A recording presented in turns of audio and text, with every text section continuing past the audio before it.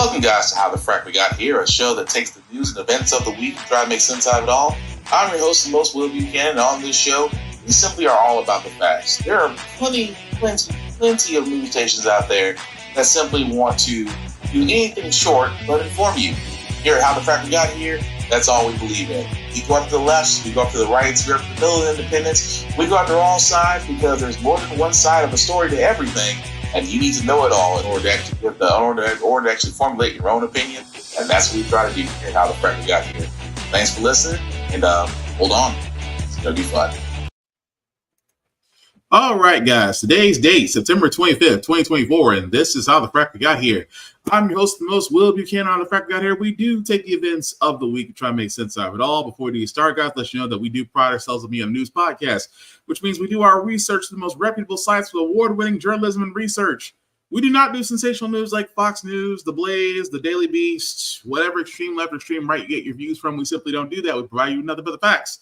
At the same time, guys, we do try to watch our language, but let's be honest, words do fly a lot on this show. And at the same time, guys, some things that might be shown that might be too intense or too much for younger viewers. So viewer discretion is advised. Aside from that, welcome. So we do have some interesting news that did pop up, especially in the last couple of minutes, because this was not on my bingo card of 2024. We're calling some breaking news out of New York. The mayor of America's largest city has been indicted on criminal charges. New York City Mayor Eric Adams was indicted by a federal grand jury today. But what exactly those charges are is not being unveiled. Many of his top advisors, they have been the subject of federal investigations over the last year, from subpoenas to searches. Adams has also come under fire, but has maintained he is not aware of any wrongdoing. So yes, as you can see there, the mayor in the New York City mayor, Adams, has been indicted by a federal grand jury. There was beforehand investigations and raids into his top aides that have happened over the last week or so. No news on yet what those indicted charges will be. However, it is highly speculated that it could be of bribes and things of that nature. All I can say is, I just think it's kind of fortuitous, and I know the joke's already been said, but did he just start singing and yet we're seeing people drop? I'm not saying it's related. I'm just saying it's kind of aligns a little bit if you think about it. The diddler just taking everybody down. But again, in all seriousness, when more information is released about that, we will definitely talk about it. But moving on, I do have to talk about this guy, Mark Robinson. Before I play this video, viewer discretion is advised. Yes, he actually did this, and I really shouldn't be surprised because we've seen the wave of Republicans that have come out since Trump has run for office. This shouldn't be surprising. It's what he said. It's what he said in said area is surprising. Again, you've been warned. Positively freaking the heck out. You see, the deadline to withdraw from the state's gubernatorial election is 4 hours from now.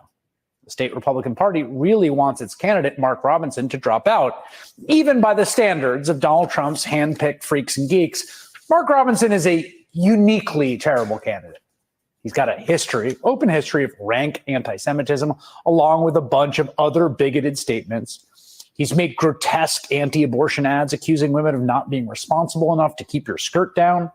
Just 2 weeks ago, he had to deny a report that he was once a 5 nights a week attendee at multiple porn shops where he often brought a pizza in a private booth with him. All that had been a known quantity. Seemed fine with Trump and his party. And yet, this afternoon, we started to hear this chatter that Republicans, including members of the Trump campaign, had suddenly decided it was time for Robinson to go. And then we learned why. Around 3:30 p.m., CNN dropped a report that Robinson made a series of inflammatory comments on a pornography website's message board more than a decade ago, in which he referred to himself as a, quote, black Nazi and expressed support for reinstating slavery. The extensive and thorough report by the excellent reporters at CNN provides overwhelming evidence that Mark Robinson was indeed the one making the comments on the website Nude Africa, including the fact that he signed up for an account using his actual name, Mark Robinson. He used the same username and email address for other accounts on multiple other websites. In the report, Robinson says he wants to own slaves and calls himself a Nazi, wrote that he preferred the former leader of Nazi Germany, Adolf Hitler, over the leadership in Washington during the administration of Barack Obama. I'd take Hitler over any of the expletive that's in Washington right now. Also, Robinson graphically described his own sexual arousal as an adult from the memory of secretly peeping on women in public gym showers as a 14-year-old. Robinson recounted the story as a memory he said he still fantasized about. What's more, Robinson said he enjoyed watching transgender pornography, a review of archived messages found in which he also referred to himself as a, quote, perv. Now, of course, it is our position strongly here on this program.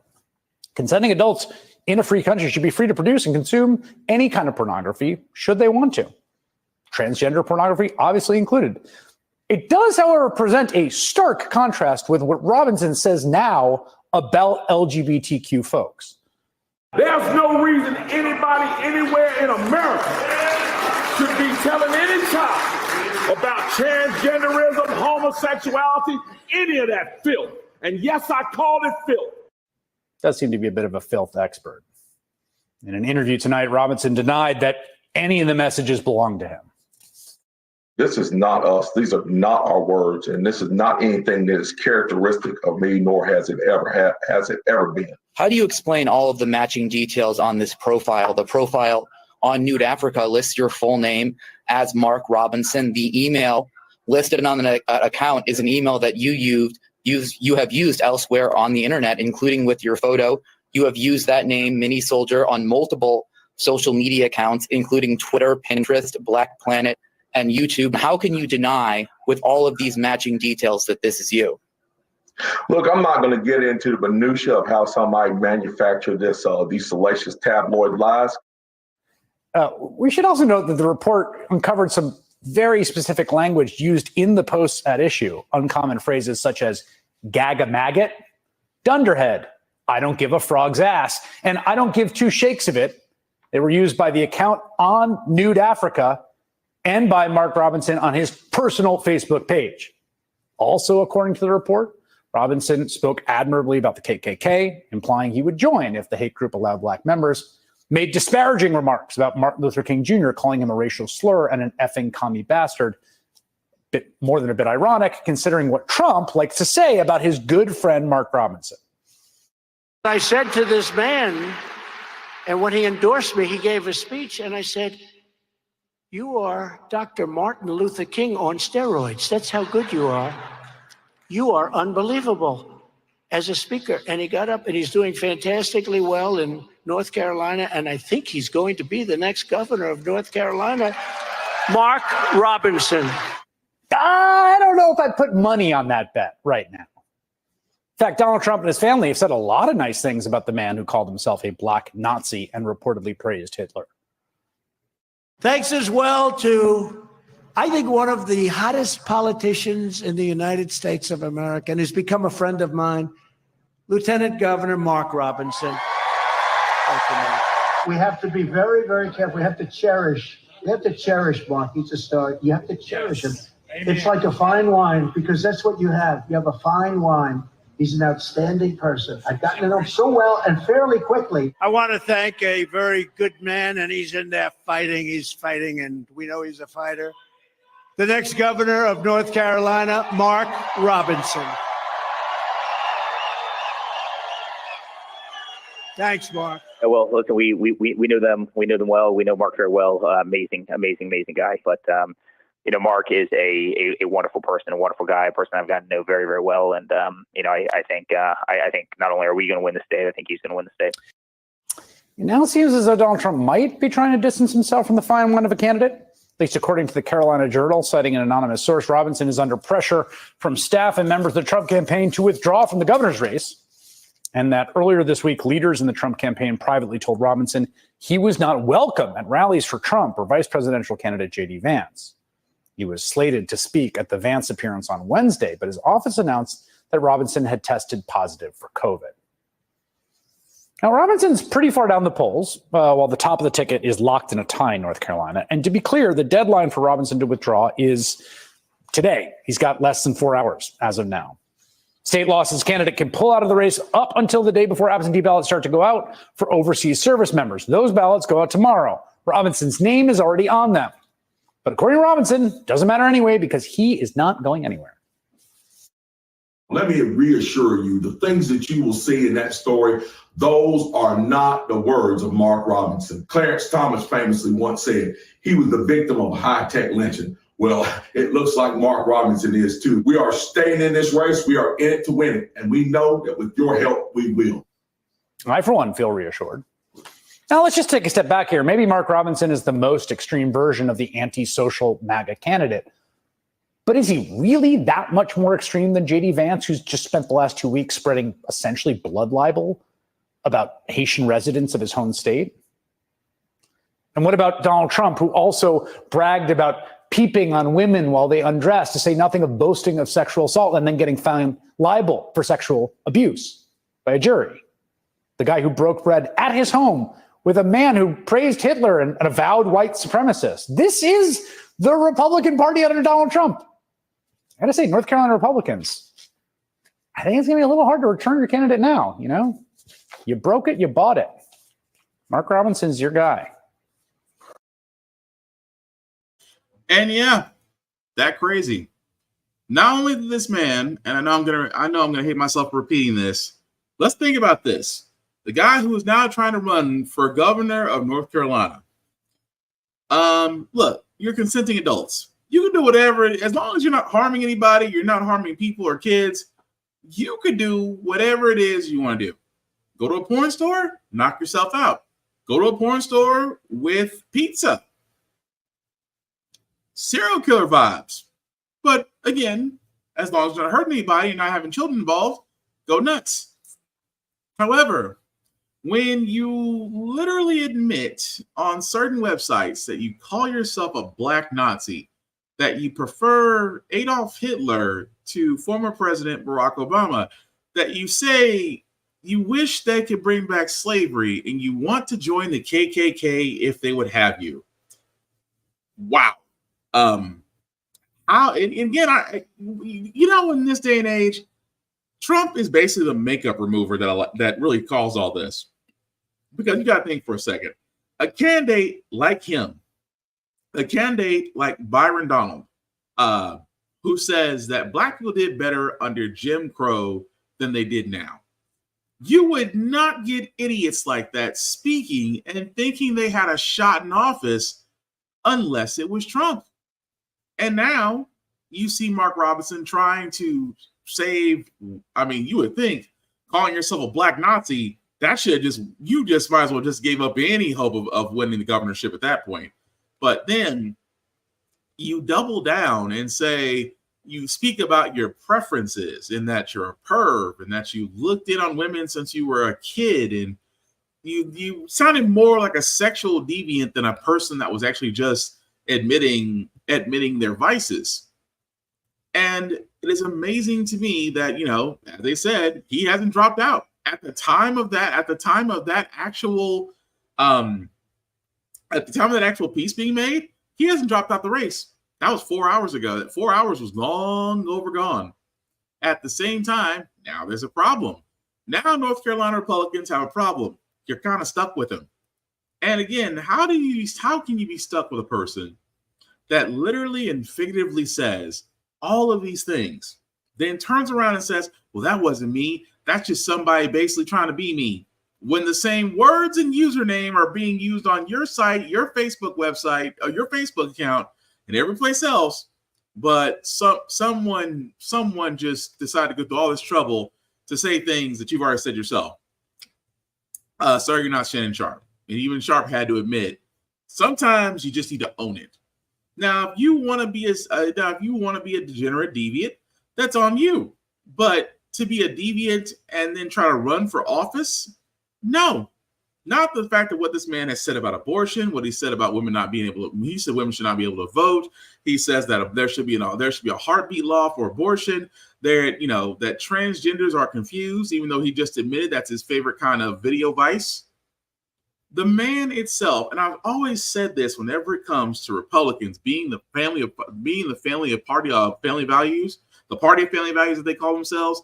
every time I hear that, I go, every time there's a scandal involving a love child, a mistress, or an LGBTQ plus lover, it always points to Republicans.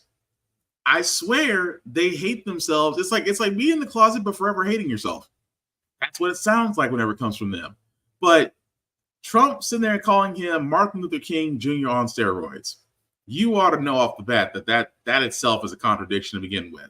But there it goes, Mark Robinson, who still thinks he has a shot. But what's also scary, not just to transition for a little bit, what's also scary is what Trump said. Trump sat there and said, if elected, he would cast himself as the protector of women. As he said, quote unquote, women won't be thinking about abortion if I'm elected. He will cast himself as their protector. Really? I think Trump needs to think about the fact those words are not going to echo the way he thinks they're going to echo. Reason being, this is the same man who admitted to walking in on teens during a beauty queen pageant.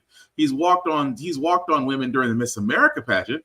He's already been convicted of sexual assault. He's literally paid a porn star money to sleep with him while his wife Melania was pregnant. At the same time, goes wishy-washy on the idea of abortion, contraceptives, and abortion and Plan B pills. But you want to call yourself a protector. I'm sorry, there's nothing about Donald Trump that screams protection of women, more like exploit of women is what it sounds like.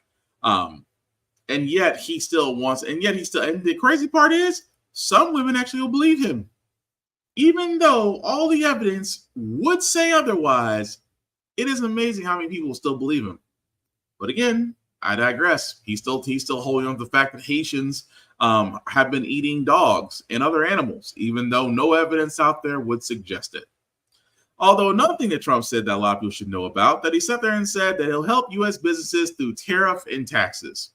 That alone should be a little bit scary because, again, for all those who don't remember, not too long ago, Donald Trump called himself a tariff man without knowing what the actual tariffs do, because they're not exactly what you think they are. We explained this a few months. We explained this almost last year on the podcast, how tariffs work.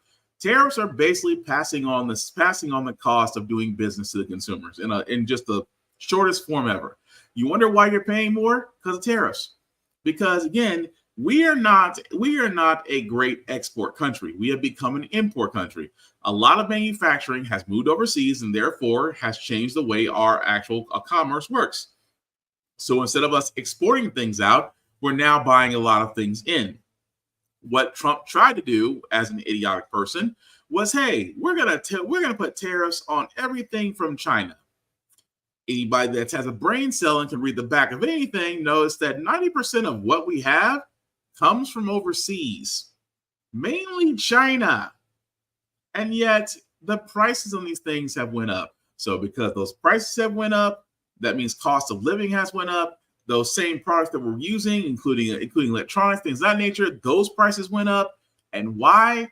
Because Trump thought he was doing well, which again, him hiking up tariffs on foreign imports is a dangerous and yet stupid idea, because hiking up tariffs on imports means that every American citizen will be paying more for the basic stuff. Not counting, let's ex-nay clothes, let's ex-nay food. Let's just say your cars, your parts, your electronics, your TVs. Again, all this stuff that we now enjoy, for the most part, components and things of that nature do come from overseas. Manufacturing over there is cheap. They can mass produce in a shorter amount of time than we can do over here in the States.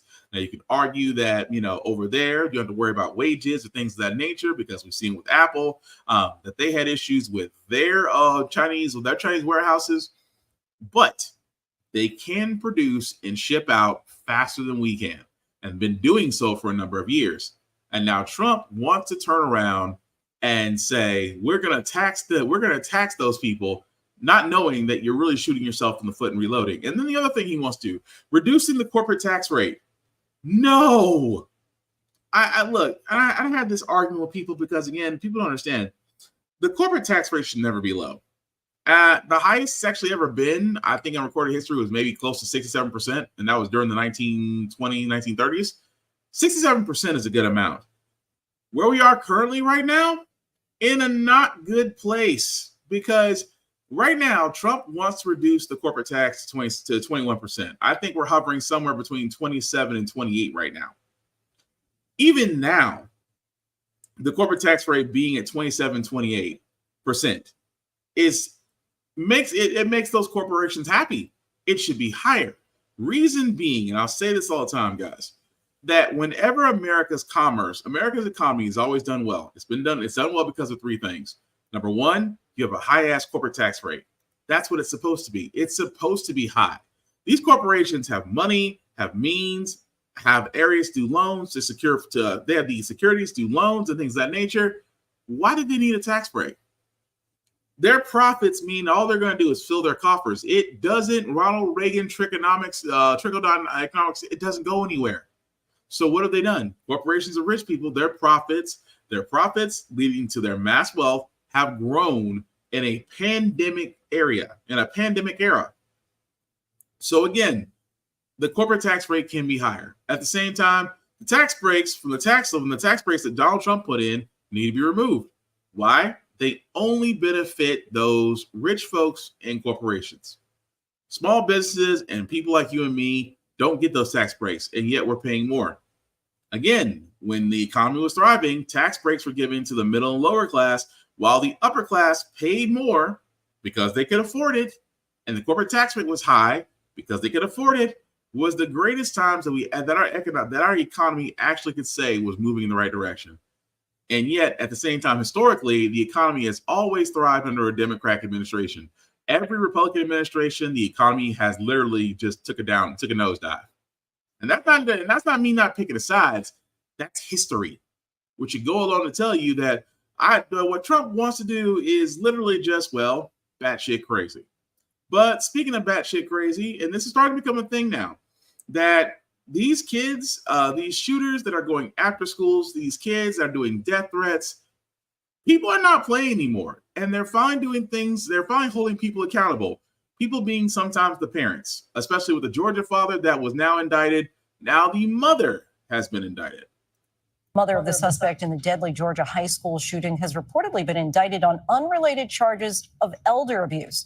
According to the Atlanta Journal-Constitution, authorities accuse Marcy Gray of taping her elderly mother to a chair, taking her phone, and leaving her there for nearly a day. If convicted, she faces up to 20 years. Now, I know for a lot of people that's going, well, what does that got to do with the Georgia shooter? I mean, she wasn't there. She wasn't, giving him a gun for Christmas. The point I'm making out of this is it always starts in the home. It always starts. I mean, don't get me wrong. As a gun owner, I do believe in the Second Amendment. I do believe the right to defend your home. I will always agree with that. But I do believe that you should protect your children should not be allowed access to firearms. I believe children should not be given firearms. I believe that children should not be trained on how to use firearms. Why? Because that's how you get school shooters. And I'm not saying that's the case for every kid, but let's use a little common sense here. That again, with the Georgia shooter, that had to start in the home. The father had no problem with it. I mean, just last week we played a video where the welfare check was done on the kid. And the father sat there and told the officer, hey, when you talk to him, he's a little, When the father has to say that about his son on a possible welfare check, that should have been red flags from Judge Street. And now the mother, who is now facing elderly abuse, again, another red flag. And I keep saying this all the time, guys, because we had our story here in Nashville where just over 2 weeks ago, a woman decided to, because of what was happening with her child on school bus and that she couldn't get access to her child, decided to brandish a firearm, and she decided to wave it around in the air and as a way of intimidation, and of course decided to then take off when police were coming. And I here's the thing I say about this for all those that don't know, because this did happen in Nashville. It's one thing. It's one thing to be worried about your child, but we have to think about our actions especially when, everything these days, we're tired of the school shootings, we're tired of the mass shootings, but you just can't go around and do certain things, or you can't go around and do pranks because they're not. It's no longer a laughing matter, because again, until the gun laws change, or until how we change how we regulate guns, we have to set the example. And in this case, with that Georgia shooter and what happened here in Nashville, it's going to be one of those things that we are definitely going to be watching. But at the same time, it makes no sense to allow certain things that, really shouldn't happen. But speaking of things that shouldn't happen, book banning, because some schools are still banning books. And it's funny that when we look at this, more than 10,000 books were removed from school library shelves over the 23-24 school year, because that's literally, and again, for all those who don't know, these are books based off authors who are LGBTQ plus and people of color. Even right here, a couple of banned books: The Color Purple, The Love, The Hate You Give, The Music of What Happens, I Am Not Your Perfect Mexican Daughter, How It All Blew Up, Mouse, Can I Touch Your Hair, My Hair is a Garden. That's just a number. Oh, To Kill a Mockingbird. That's just a number of the books that are quote unquote banned because of, as they said, the graphic nature, And I always laugh when they say this, because when they want to ban books, you don't want to talk about To Kill a Mockingbird. That's my greatest example. Because people go, I don't like To Kill a Mockingbird, it's racist. Yes, that's the entire point of the book. Or you don't want to read Flowers in the Attic. It's uncomfortable. That's the point of the book. The point of banned books is literally pointless, because what some parents have figured out, especially terrorist groups like Moms for Liberty, they have figured out that you can take our educational system right now, which is basically a shaky ass Jenga stand. Shout out to the educators and public teachers who are doing their best, because Lord knows you are overworked, underpaid, overloaded, and underfunded. But that being said, not only do you have the obligation of making sure the next generation has a decent shot at education, you have to worry about parents who have no educational backing, who literally just go off their own feelings and say, I don't want my child reading this. And by my child not reading this, I believe that your child should not read this. Why? Because I don't think they need to be reading books about from LGBTQ plus authors and from people of color. I'll say this once and I'll say it again. If you don't want your child to read, that's fine. But you don't get to dictate what other children are reading because you're not their parents.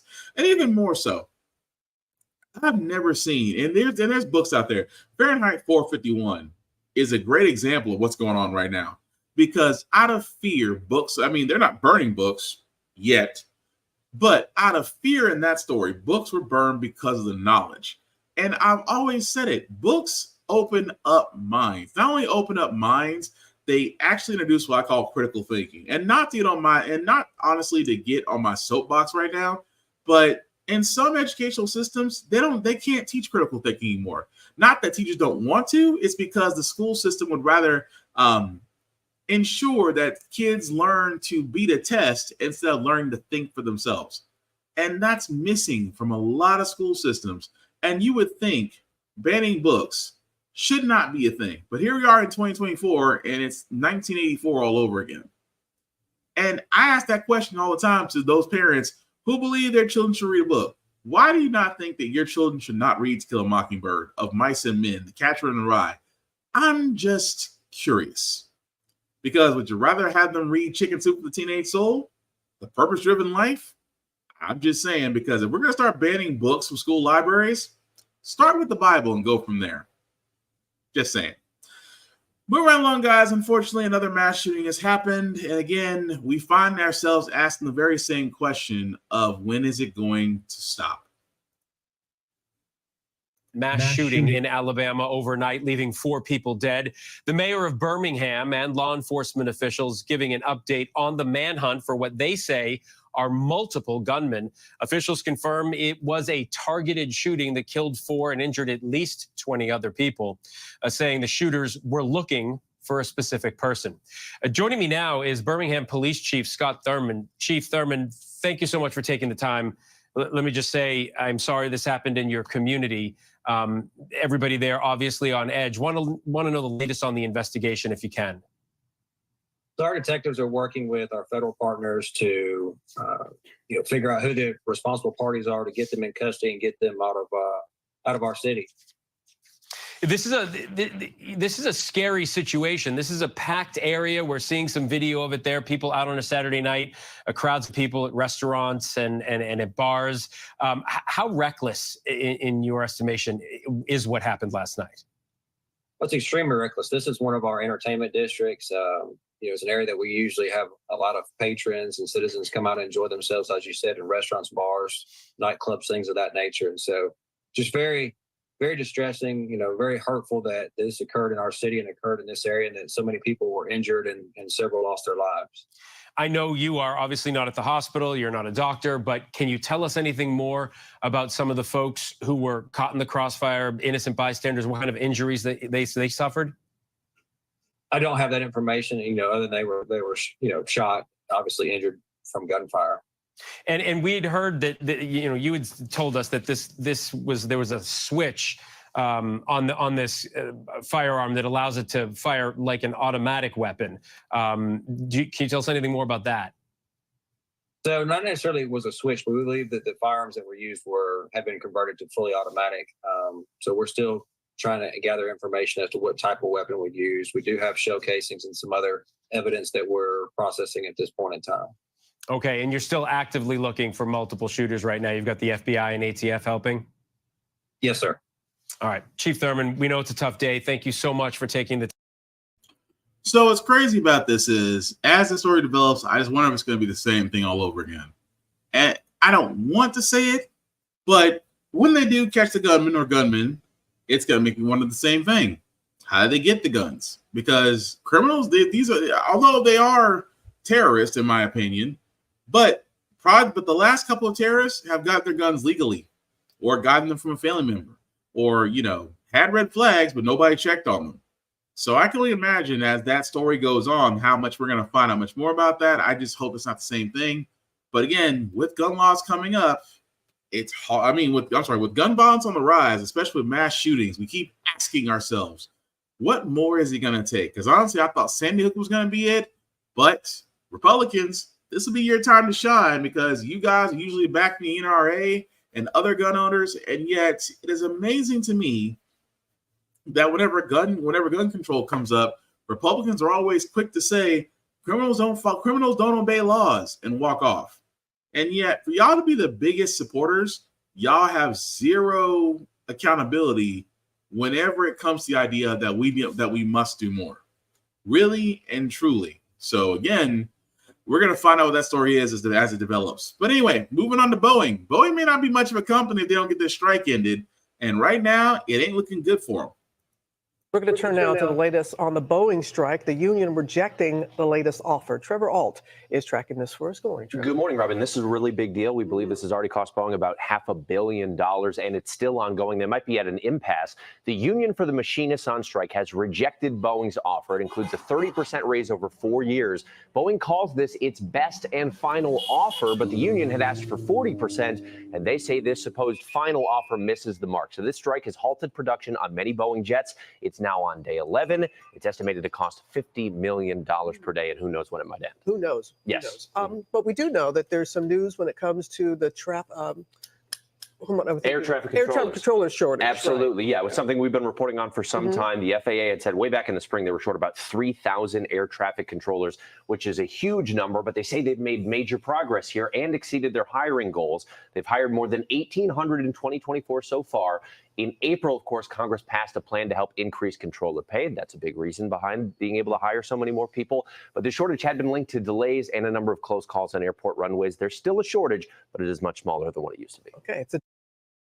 So with Boeing, because again, Boeing has been in the news for the last couple of months from literally a door being ripped off mid-flight, from the fact that airplanes are failing as FAA inspections, to now the machinist union has sat there and said to Boeing, who sat there and said, well, our final offer was 30% raise over the next couple of years, and Boeing said it was their best and final offer, and the machinist said, up yours. Again, I say this all the time whenever it comes to unions. If there's a union in your area, you definitely should join it. It's easier to work with a union because the company is more inclined to listen to you than you trying to negotiate by yourself. And as you can see, Boeing, who has had a record profit year, again, it is amazing to me that these companies that have record profits never share with their employees. Their employees are what makes those record profits possible. And yet, they choose not to share it. It's almost as if they're not, again, for a lot of people who just simply want a sustainable wage, who want their piece of that pie, of that profitable pie. That's all people want. I mean, it's not economics 101. It's literally for business. You want your business to thrive, pay your people. It's not that freaking hard, except for the fact that you just have to admit that you're greedy and that you think those people are expendable. That's why I keep saying a union prevents that way of thinking, because trust me, companies that we've covered that have all had strikes have all folded. There wasn't one company that had a strike with a union and one that we talked about. We talked about the nurses union in Houston. We talked about John Deere. We talked about Kellogg. We talked about UPS. We talked about FedEx. All of those companies that went on that had strikes caved into their workers. You think Boeing's going to be any different? Give them time, because when they lost enough money, that's when they'll concede. That's when they'll concede is the word I'm looking for. But it'll be at the cost of a CEO. And let's be honest, for most CEOs, and again, CEO has to be the only job where you can do great and leave a great package, or you can tank the company and still get a great parachute package. Either way, you're covered. And I've never understood that. But we'll figure out what Boeing's going to do, because right now time is money and they are burning through it. But move right along, guys. You guys have probably heard of the drugs, Ozempic and other weight loss drugs are on the rise right now. Well, like most drugs, their prices are a little concerning. The drugs Ozempic for diabetes and Wegovy for weight loss have created a revolution in healthcare. At a Senate hearing today, Lars Jorgensen, the CEO of Novo Nordisk, the Danish company that makes the drugs, was grilled. Stop ripping us off. Senator Bernie Sanders pointing out that the list price for these drugs is much higher in the U.S. than in other countries. Look at the difference in Ozempic in Germany or Wegovy in Denmark.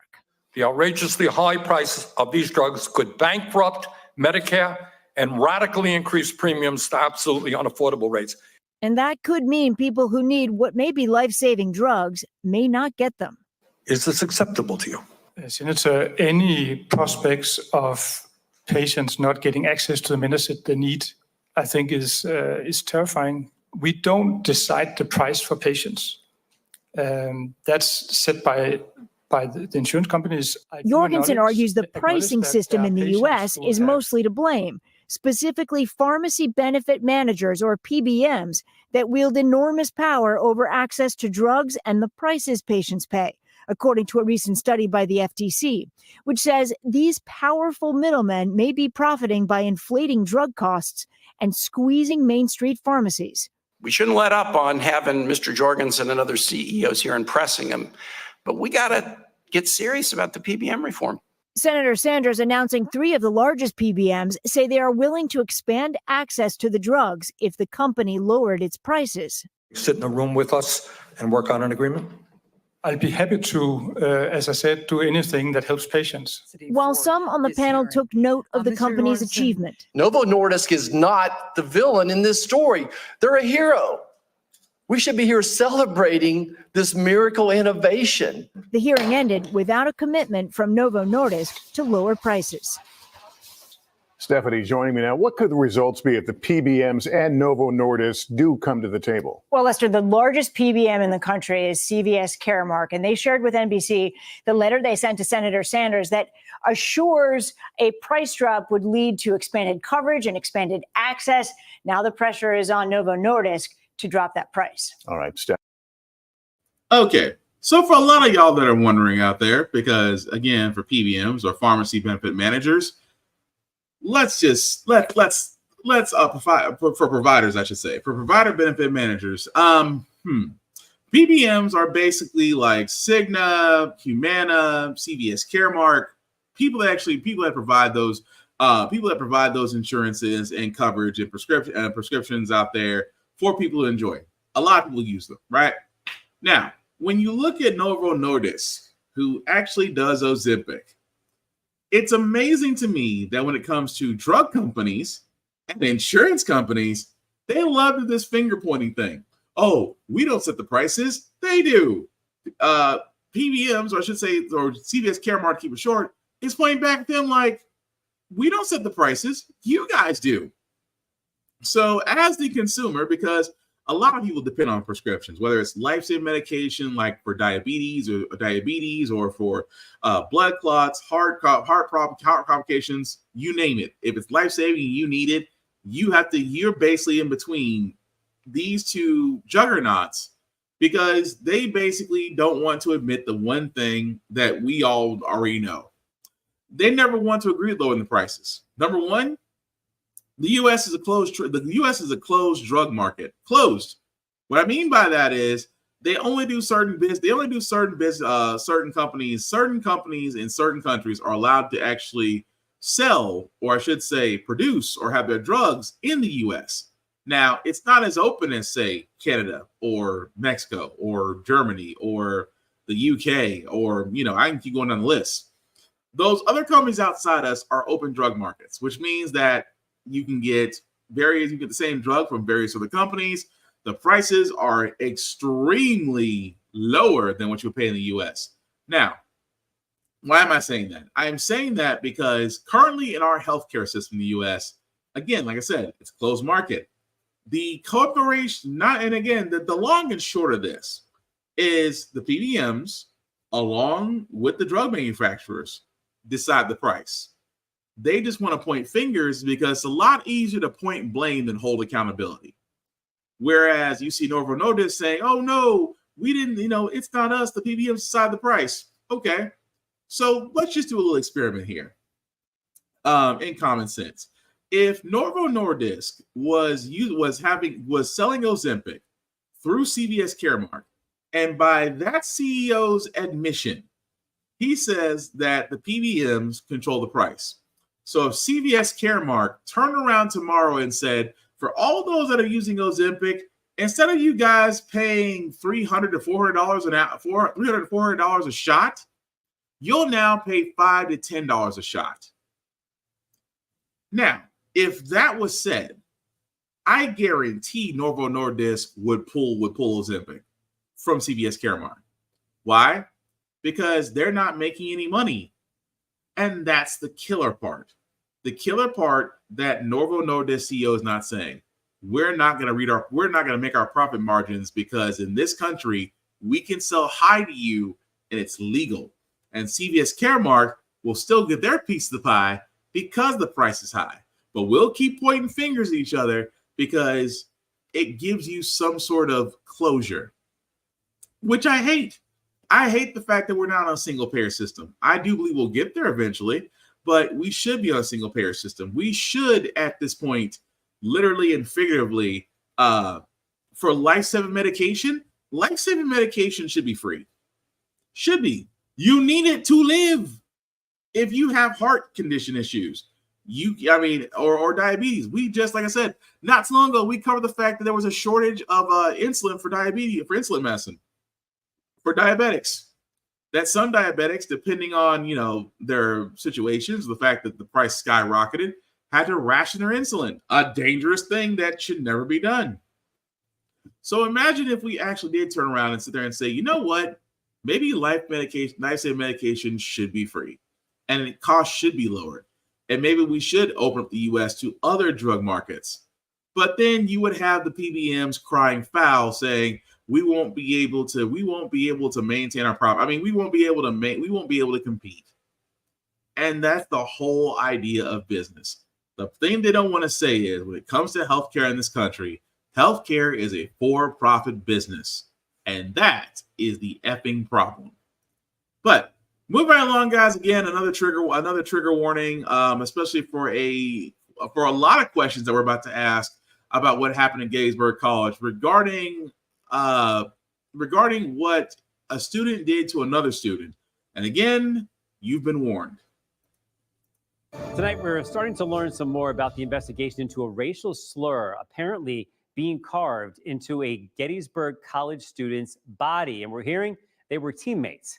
CBS 21's Andrew Klein is there at the school today with the very latest. Andrew.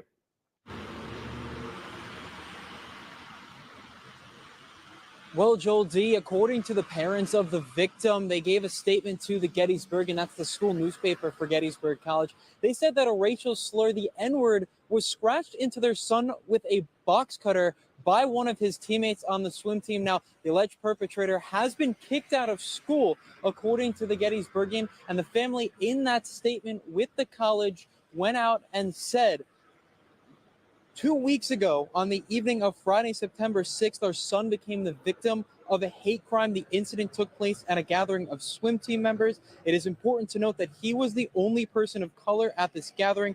This student used a box cutter to etch the N-word across his chest. Now, that alleged carving, happened on Friday, September 6th, and nothing came out about the situation until last week. Since this happened, students say on campus that the university has responded well. I would say we're more united now. I think everyone was pretty disgusted about what happened. And I think now we're just trying to move forward, united as one. I also spoke with the Gettysburg police, who said they have not even received any information, so they did not want to make a comment at this time. Joel D., back. Okay. So, okay. So a student decided to carve the N-word into a black student, into another black student, supposedly his teammate on the swim team, carved the N-word or attempted to carve the N-word into said student's chest. And said student has been kicked out of school, but I'm not hearing the words arrest, hate crime, and why is he not in jail? Although the Gettysburg police, well, we didn't receive a report. A student was assaulted, maimed, and yet said student who did it, who for the life of me should have his name or their name posted everywhere. There should be some national attention on this because, again, if you carve the N-word into somebody's chest, I know I did it. It's on national news tomorrow. My name will be plastered before my picture is out. And yet the student at this school, nobody knows, hasn't been arrested. And all I can sit there and say is, how in the blue hell is this possible? How? Because again, you're not going to stand and tell me that this individual was allowed to go home. What about the person that this happened to? That's a hate crime. And I don't know what it is about proving when it comes to a black person. Proving when it comes to a black person, why is it so hard to prove a hate crime for a black person than any other ethnic group out there? Especially when this case, like this individual felt comfortable enough to carve the N-word into somebody's chest, and he did it from a place of safety because nobody knows his name except the school. The school did not engage with the police. And you have idiots like that other person, well, we're more united and we're moving forward. No, there's no sweeping this under the rug. there needs to be accountability. There needs to be an arrest. And honestly, if I was the parents of that student that happened to, I am suing everybody. The Gettysburg, the police department, the Gettysburg administration for that college. I'm suing everybody because why that individual is not in jail and is with his folks is amazing to me. While the other student has to recover from the fact that a hate crime has happened to him, and yet everybody seems to be fine about it. But understand that story is not the end. We're definitely going to keep up with that as that develops. But other things that need to be developing, guys, we got to talk about this because here's the reason why how the Frack We got started, which would have now been about 4 years ago, give or take. The reason why we started this, guys, was the fact that we wanted to battle misinformation because it is so easy. Honestly, guys, it is so easy for someone to say something, and if it's unchecked, it catches like wildfire. Here, ergo, J.D. Vance and Donald Trump. You know, the Haitians in Springfield, Ohio, they're eating the cats, they're eating the dogs, where there was no evidence to prove otherwise. But the lie kept getting repeated. In the same sense, with Madam Vice President Kamala Harris, I did not expect this person, again, a person who I adore and love and will still love as an artist, but said person is now understanding the reason of don't say something that you're not very sure of, or just because you heard it, that it makes sense. You should be able to speak from a point of you should be able to speak from a point of certainty, not speculation. Okay, let's talk about Janet Jackson's escapade. And no, not the song. When the singer was asked about the prospect of America electing a Black woman president, she said of Harris, quote, well, you know what they supposedly said? She's not Black. That's what I heard, that she's Indian. Her father's white. That's what I was told. I was told that they discovered her father was white. Yeah, that's not true. But those words do echo Trump saying that Harris magically turned Black. And yet it gets worse. When Jackson was later pressed whether she thinks America is prepared to see Harris in office, she said, I think either way it goes is going to be mayhem. Either way. Jackson's comments generated outrage online until a credited producer on her upcoming documentary walked it back. Before that person was seemingly fired, leaving it unclear whether Ms. Jackson still believes that Kamala Harris isn't Black and really is willing to tell her billions of fans that there's no difference between Harris and Trump. It's a weird sequence of events, but Jackson is not alone. There's a host of celebrities who have made bizarre comments in actual support of Trump, who has long depended on endorsements from celebrities and Manoverse influencers, mostly because reputable experts and political figures have largely abandoned him. Still, the reality is that all campaigns want celebrity endorsements. Analysis from Harvard University's Ash Center shows it works. And it's, quote, incredibly powerful when centered around calls to action like registering voters or poll worker signups. And it is worth noting for those counting, when it comes to celebrities, VP Harris has a massive list. And it's really a list, up to and including Oprah, who might be the biggest endorsement get of all. Trump, on the other hand, has a C list, although he does have the parents of some A-listers to keep Hulk Hogan and Kid Rock company. Joining me now is Alencia Johnson, former senior advisor to the 2020 Biden-Harris campaign and author of Flip the Script, the Everyday Disruptor's Guide to Finding Courage and Making Change. I love that idea. I love that book idea. Alencia, thanks for being here. Let's start with, I want to go back to Janet Jackson because I originally didn't want to really do this story because I'm really not trying to embarrass Janet Jackson. I'm a big fan of hers. I grew up listening to her, but I think about the power of her. I was just at Essence Fest this year. She performed. Her fan base is massively Black women.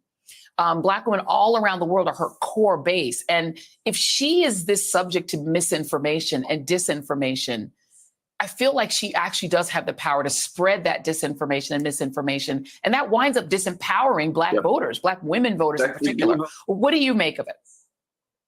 Well, look, we know that disinformation and misinformation spreads rampant in Black communities, and the way in which we engage them is actually through a lot of culture mechanisms. Not everybody is, well, I like to think everybody's watching us, Joy, but a lot of people aren't watching cable news in the way that we think they are to get some of their political messaging.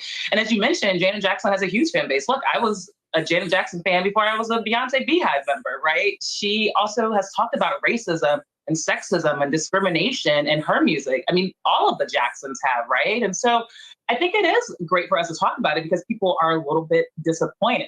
And this is an example of, to your point, how fast this information spreads rampant and how it's so important for us to combat it everywhere, especially in the digital space where pop culture and entertainment spreads a lot faster than truth and news. Yeah, and the thing is that these celebrities, they have a power, and we were talking about this on the call earlier, is what is the power of celebrities? Like, how do campaigns really use them? And my take just from the campaign side is they don't necessarily make somebody who didn't want to vote for candidate A vote for them, but they can make someone who is open to it register actually, or sign up to vote, or go out and early vote, or just commit, right? They can get people to commit. But when they're actually just being messengers on like politics and policy, let me just let you listen to what John Legend had to say about that. I think fans and audiences should be careful about wanting us to weigh in on everything, because honestly, like, no, the depth and the breadth of understanding necessary to contribute meaningfully to the conversation is actually like just not there for most artists. And you can't really blame them. This is not what they do every day. You know, like, they're musicians, they're actors, they're in the public eye, and you want them to use that platform for good, but also you want them to do it with a sense of understanding and knowledge and wisdom and connection to activists and organizers and experts. And everybody's just not able to do that. Alencia, you're actually teaching a course on this. How do we get that balance right in politics? Yeah, look, my first actual political job was doing surrogate communications work for Obama's reelection campaign, working with a lot of celebrities to refine their messaging. Because what we find is that oftentimes it's not the message, it's the messenger that will, to your point, get voters from the couch to the ballot box, or get people who are going to vote to actually start organizing and mobilizing. And I agree somewhat with what John Legend has said. And what I have found in working with the entertainment industry and a lot of my jobs is that celebrities, yes, they're artists, but they are also people first, right? There are issues that they care about, whether it's reproductive rights, racial justice, and a lot of times, particularly marginalized voices, will use their art as a form of protest and amplifying the message. If we look at last year, Hip Hop 50, hip hop was birthed out of a protest movement, from Fight the Power to F the Police to UNITY to all of the things that Meg Thee Stallion and Lotto have said about these abortion restrictions. They are using their art as a form of not only protest and education, but galvanizing. And the other thing I'll say too, Taylor Swift endorsed the night of the debate. Well, Vote.org saw almost 30,000 voter registrations within 24 hours of that endorsement. Yeah. That is the power of celebrity. So they're not helping people decide on who they're going to vote for. They're helping people decide that they are actually going to vote. Yeah, it's interesting because, we didn't get a chance to talk about it, but there's the risk in it too. I mean, Nikki Jam getting said about him, she's hot by Donald Trump is like, and he's now getting like just pilloried by his fans. But meanwhile, on the Democratic side, they're like waiting on Bad Bunny. They're like, come through Bad Bunny, because it can really help us with Latino voters. So everybody wants the celebrities, and they do help in certain ways. Alencia Johnson, thank you so much. So the long and short of it is, and this is, first off, again, I love Miss Jackson. I do. Still a fan. But when you start off with something, well, I heard or I understand she's not Black because her father is this. And I said this on a Facebook post, and I mean this wholeheartedly, that the simple fact of the matter is, guys, is just that you just can't go off hearsay. Just like on this podcast, everything that we talk about is backed up by facts and by research. And by research means we can cite it. Now, the reason I don't understand the whole hang up on Madam Vice President. Well, she's not Black because her father is this and this. What is this, the Barack Obama all over again? That all Trump had to say was, because Trump just went back to his playbook. I'm just saying, I don't know if Barack Obama's an American. I would like to see the birth certificate. Keep in mind, he was basically learning that even when he wasn't running for office, at the time that Barack Obama was running for office, that he could still influence Fox News and Republicans to sit there and say, well, yes, we would love to see the birth certificate because we don't know if he's really an American. He could be a Muslim Kenyan for all we know. Again, from Fox News. Misinformation like that can spread. Even more so from celebrities. Because in the words of Kurt Cobain from Teen Spirit, and we're all just entertainers, and we're stupid, and we're contagious. Ergo, how many people sat there and said, oh, Kamala Harris isn't black? Where'd you hear that from? Oh, I heard that from my favorite comedian, my favorite celebrity, my favorite singer. Where'd they hear that from? I don't know. So you're just continually spreading misinformation. And again, spreading misinformation, especially that when it's our duty, whenever you're speaking, speak on fact. Stand on business, as they say. But in this case, Ms. Jackson, I'm sorry, it's hard to, not everybody is held accountable. She does deserve, I'm like, no offense, Ms. Jackson, you do deserve the hell you're going through right now. Because a lot of people are sitting there saying, you should have double checked.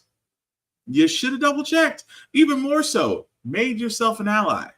Spoke on the fact that this woman is speaking on women's rights. Spoke on the fact that you're telling people to go vote or you're registered to vote. Use that platform to bring others to it instead of spraying misinformation. In the same sense, where you see others, again, like Charleston White, I would never vote for Kamala Harris. Well, Negro, we didn't actually ask for your opinion, and yet somehow you're still on social media. But the whole idea with celebrities are contagious. What they say has influence. What they do has influence. And so Ms. Jackson's learned a very hard lesson. Please don't repeat things that you're not 100% sure of.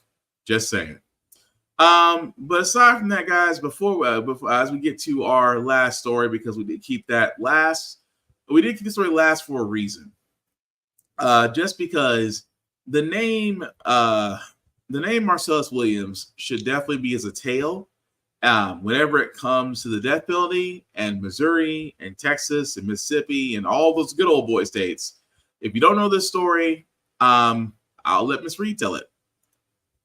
Project has confirmed that just in the last hour, Marcellus Williams was executed by the state of Missouri for his conviction in a 1998 murder that he insisted he did not commit.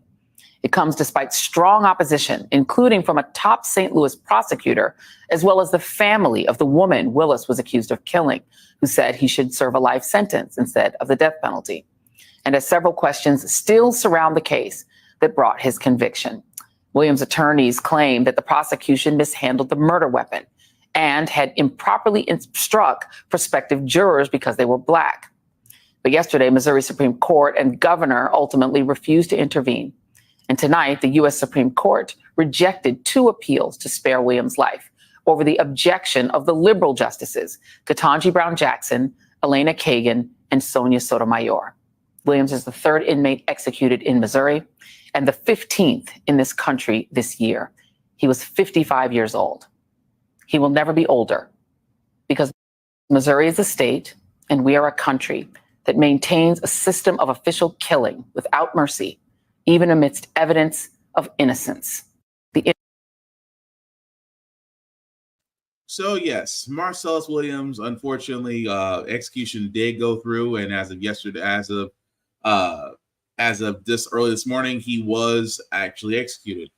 Again, this comes from a spot to where prosecutors had sat there and said that he was innocent, that the evidence in this case was mishandled. You had so many unknowns, and yet the Attorney General and the governor and the Supreme Court all sat there and said, no, sorry, we're moving forward. Now, don't get me wrong about the death penalty. I will say this about the death penalty. The death penalty is the most extreme punishment that we have. Is it needed? Yeah. In some cases, yes. I will say for the most heinous crimes, yes. But because the death penalty is that last, like, you got to do something so heinous to where your life is forfeit. Whoever we give the death penalty to, we have to make damn sure, beyond a shadow of a doubt, that all evidence points to this said person and convict them guilty. Because how many people right now are sitting on death row who might be like Mr. Marcellus, who might be like him, and in his case, may be completely innocent. And this is the thing that kills me about those prosecutions, about those prosecutors, those courts, those judges. Because again, when you have that many irregularities in the case, that there should be a level of, we need to re-examine everything before we move forward with this man's execution. But even more so, the Attorney General has had a history, and I do mean a history, of, well, fighting overturning convictions more than less looking into them. On Attorney General Bailey and his role in other cases. Chris Dunn served more than 30 years for a murder conviction in St. Louis before key witnesses recanted. A judge ruled this year he should be released immediately, but Bailey's office blocked that too, saying the witnesses' reversals were coerced. The state's high court stepped in and Dunn was released a week later. Bailey also opposed the release of Sandra Hemme, who served 40 years in prison for a murder even after a judge overturned her conviction. Bailey's office argued she should serve additional time for a previous violent conviction. For decades, attorneys general of this state have always taken the position that the conviction and sentence and appeal are over. The case is final, and it's their job to protect finality. Michael Wolff is the former Chief Justice of the Missouri Supreme Court. He worked directly on the Williams case. The ethical standards of our profession say that the prosecutor's job is not just to secure a conviction, but to see that justice is done. In a statement, Bailey's office says, in part, too often people forget about all of the evidence that was used to convict the defendant. We review each case on a case-by-case basis. Dunn, in an interview alongside his wife, tells us he and others like him have a hard time moving forward. Don't ever say that it can't happen to you, because just as it's done to me, it can happen to anyone. Stephen Roma, NBC News. And he's right. That man's absolutely right. I mean, but again, it does say a lot about the state prosecution. It does say a lot that when it comes down to it, why in the blue, if you convicted him beyond a shadow of a doubt, stand on your work. Because they always say it's always interesting where you hear from the attorney generals, well, people don't know about all the evidence that we go through. Okay. Part of your job that empowers you is that when called upon, can you show beyond a shadow of a doubt why this person is guilty? Can you show beyond a shadow of a doubt? And it's amazing where this same attorney general who didn't want to help Marcellus Williams, who was literally fighting two other ones that people had to go over him to get the releases, that he and his office will sit there and say, well, no, they should have served more time, or no, they should have got the death penalty. This is why I sit there and say, and I know I'm just pointing out Mississippi as a state, but it could happen anywhere.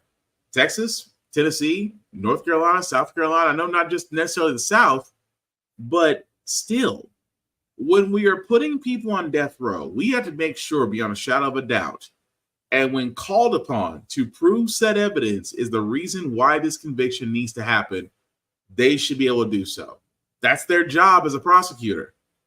The fact that he just simply brushing it off and saying, we did our job once, we're not going to do it again, screams to me that a person that should never be in office, especially when it comes to that level of scrutiny, because an innocent man was just executed, and yet they'll sit there and say justice has been done.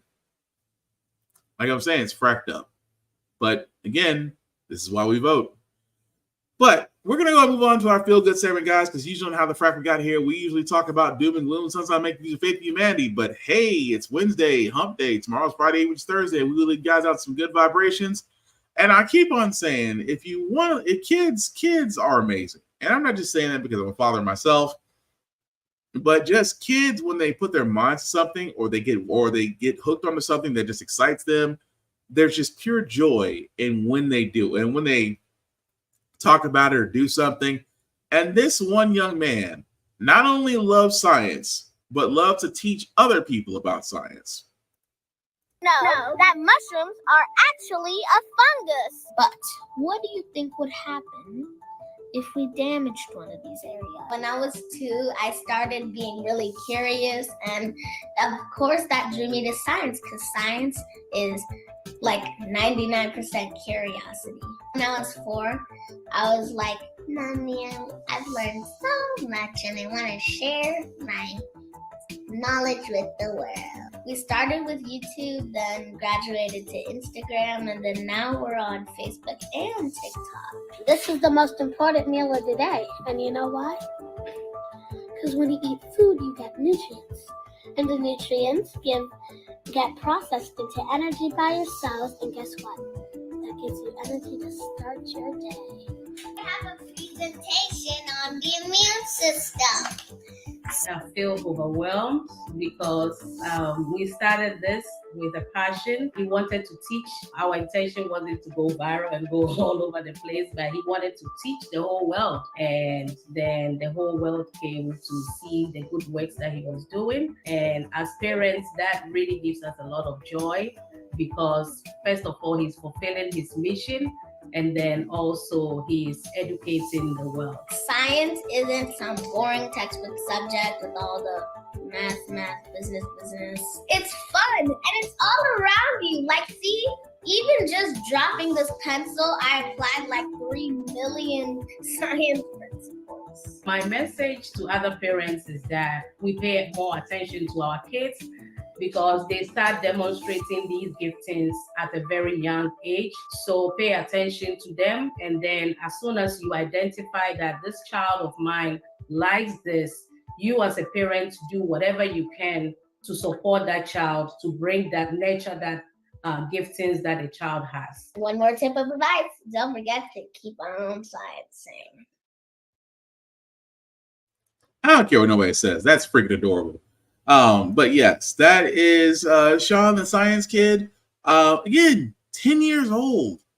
10 years old, man, and just teaching something, just teaching what he loves. I think he might be a future educator. Again, shout out to educators and teachers. You guys make the world go round. But just in case you're wondering, yes, his YouTube page, Learning with Sean the Science Kid. So if you guys do want to check it out, it's basically there on YouTube. Again, I just love to actually see when kids flourish in their element, and he definitely is with his. But again, just you love to see it. But that's gonna do it for this podcast, guys. Thank you all for liking, for watching, for letting people know this is live. I certainly appreciate it. Before we do get out of here, some shameless plugging, guys. Please check out alwayspressrecord.com, APR TV, because not only is our show on their network, but also other shows as well. They also can be you can see them on the net, as well as through the Roku device and other smart TV devices and other devices when available. APR TV, definitely check them out. Also, blurredstation.com. I cannot stress this enough, guys. I keep talking about the fact that networks like Tubi, networks like Fox News, these areas love our viewership. Our viewership has built those networks. Tubi is now a $100 million network. It used to be the cricket of networks, if you want to be honest. But because of our viewership, because of our patronage, it is now up there. And the messed up part about Tubi, it's owned by the same person that does Fox. That should tell you everything you want to know. But Blurred Station is made for us, built for us, for content by us to join in love and, again, to enjoy. If you do want to check out blurredstation.com, go ahead and do so. Hit the join now button if you do want to join. It is $10.99 a month. Please select the Blurred's Eye View Offending membership and my name, Black Spartan. I would certainly appreciate that. Again, it's content there, guys. Plenty of content, television shows, movies, mangas, you name it. If you are a content creator and would love to have your content on blurredstation.com, you must first join as a member. And then from there, you'll be able to speak to people behind the curtain. If all works out, then your content will be on Blurred Station as well. But definitely check it out, guys, because, again, this is the table, the vehicle that we all asked for. And I would love to see our dollars go to us instead of Fox News. Just saying. Also, vote.org. I keep talking about this all the time, guys, with our show, is that we are 40 days away from our election. Now, again, I keep saying this all the time. If voting was not important, they would not be trying to move the goalposts. Again, guys, please check your registration. If you're not registered, register to vote. It takes less than 2 minutes. At the same time, guys, you'll get all the information that you will need from here, where to go, what to bring, what to do. Not only this website is very effective, it can also help others get registered as well, because we've talked about previously in the show that certain states are doing voter purging, which means that your registration could be gone. And we also talk about early voting. If you can do early voting, go ahead and do it. But at the same time, guys, let's remove the excuses. Vote.org is where you can go, guys, to basically check on everything, not only for you to be prepared, but for everybody to be prepared, because we all have a duty come November 5th. And I don't know about you guys, I do not want to see a second act of the felon, because the second act is going to be much, much worse. But as for myself, Black_Spartan 615 is where you can find me on the interwebs. Pretty much, guys, we talk about more than just current events. The only rule I have is just don't be weird. I don't want to block people, and I don't want to have to start, knocking folks off, because I do believe in conversation. I do believe in the exchange of ideas, and I do believe you can conversate without being a dick. That's all I ask. The link at the bottom, guys, will make that a little bit bigger for you guys to see. If you'll copy and paste that link into your browser, take my link tree, that's YouTube and Facebook groups for all the podcasts. Like, share, and subscribe. As a friend of mine once said, like, share, and a follow costs nothing but means everything.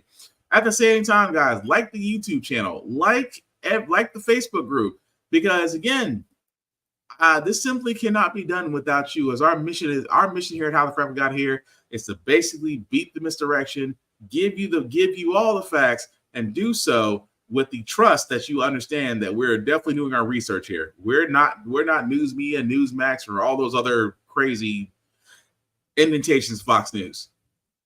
That's the only way I can put that. But again, guys, please register to vote. At the same time, honestly, I know I need a feel-good moment, but I still gotta say this. If you have the ability to make somebody happy today, do it. The world could use more of that. But last thing about the Frack We Got Here, guys, all about staying informed. We are not trying to reinvent the wheel. We are simply giving you all our information that you'll need. At the same time, providing a logical perspective that goes along with it.